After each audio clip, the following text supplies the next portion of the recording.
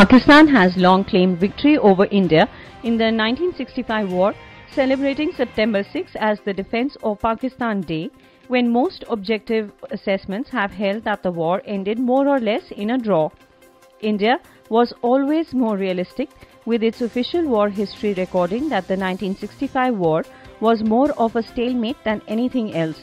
Military gains were also lost on the negotiating table.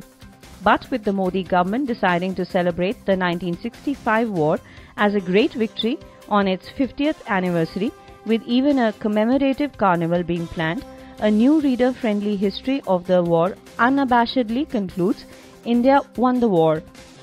For one, India captured 1,920 square kilometers of Pakistani territory while losing 540 square kilometers of its own.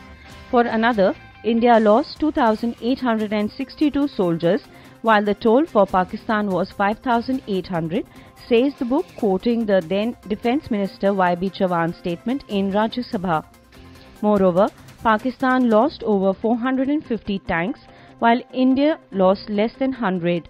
But the figures can vary, with the book itself acknowledging that Pakistan said only 1,033 of its soldiers died in the war. It was based on the then Army Chief General J. N. Chowdhury's advice to then PM Lal Bahadur Shastri that his force had used most of its frontline ammunition.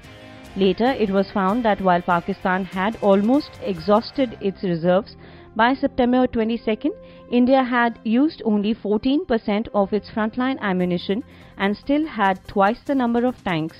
If the war had continued, India perhaps could have celebrated it as a decisive victory like the 1971 war.